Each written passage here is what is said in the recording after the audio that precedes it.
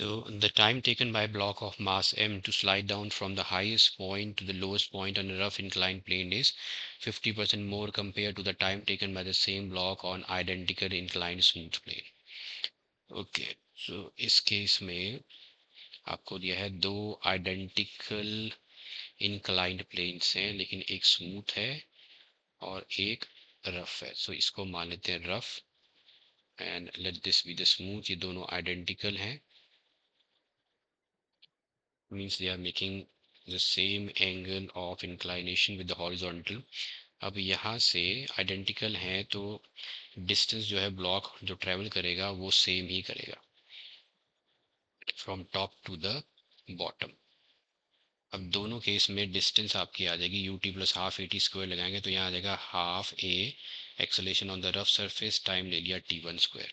इस केस में भी एक्सेलेरेशन आ जाएगा, डिस्टेंस ट्रेवल्ड सेम है, acceleration on the smooth surface time है टी टू स्क्वायर.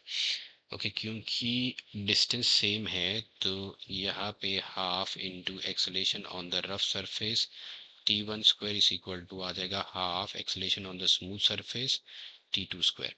नाउ इस केस में जो टाइम है वो 50% ज़्यादा है इससे, तो 50% of T two plus T two लेते हैं. यहाँ टाइम ले लिया टी टू और यहाँ टाइम ले लिया T one, which is the time taken by the block to come from the highest point to the lowest point on the inclined plane. तो देखो T1 आ जाएगा 50/100, ये हाफ T2 हो गया, हाफ T2 प्लस T2 हो जाएगा 3/2 times the T2. ये आपका कैंसिल हो गया, तो इधर आ जाएगा मेरे पास AR/AS इज इक्वल टू आ जाएगा T2 square by T1 the whole square. अब T1 मुझे पता है, यहाँ पे T1 है 3/2 टाइम्स T2 का स्क्वायर. तो acceleration on the rough surface by acceleration on the smooth surface is equal to हो गया आपका 2/3 the whole square which is 4/9. ये आ गया 4/9. Now we have to find the acceleration, जो कि हम फाइंड आउट करेंगे फ्री बॉडी डायग्राम बना के. सो फ्री बॉडी डायग्राम अगर इधर मैं बनाऊं, so the weight is acting vertically downwards. This can be resolved into two components, horizontal and the vertical. ये 45 है तो ये भी 45 है. वर्टिकल कंपोनेंट है mg sin theta. Force of kinetic friction upward direction में है, ये आपका नॉर्मल रिएक्शन है. This is the horizontal component. So इस केस में जो नेट force है that will be equal to mg sin theta minus the force of kinetic friction. So this is equal to m into आ जाएगा यहाँ पे acceleration on the ये rough surface है. So this is mg sin theta minus. Now the coefficient of kinetic friction is equal to force of friction by normal. Normal is balanced by the horizontal component in this case, which is mg cos theta. So this is mg cos theta which gives me cross multiply करने पे आपको मिलेगा the coefficient of kinetic friction आ जाएगा sorry force of friction आ जाएगी coefficient of kinetic friction into mg cos theta.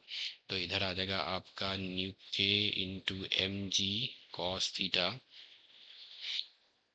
m common है दोनों में, तो acceleration on the rough surface आ गया आपका g, मैंने कॉमन ले लिया, g sin theta minus mu K into cos theta. This is acceleration on the rough surface.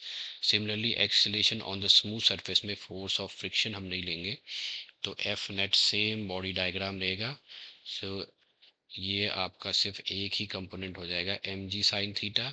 तो mass into acceleration on the smooth surface is equal to M G sine theta which gives me acceleration on the smooth surface आ जाएगा आपका G sine theta.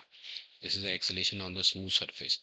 Okay, इन दोनों को values को अगर मैं इधर पुट करूं, so this gives me acceleration on the rough surface है g sin theta minus coefficient of kinetic friction into cos theta upon g sin theta is equal to 4/9. Now g and g gets cancelled. Theta आपको पता 45, तो ये 1/√2 1/√2 common आ जाएगा. 1/√2 1 minus coefficient of kinetic friction upon नीचे भी 45, 1/√2 is equal to 4/9, which gives me coefficient of kinetic friction आ जाएगा 1 - 4/9 which is equal to 5/9। तो कोएफिशिएंट ऑफ काइनेटिक फ्रिक्शन है 9 - 4 5/9। तो आपका जो करेक्ट आंसर है that is the third one 5/9।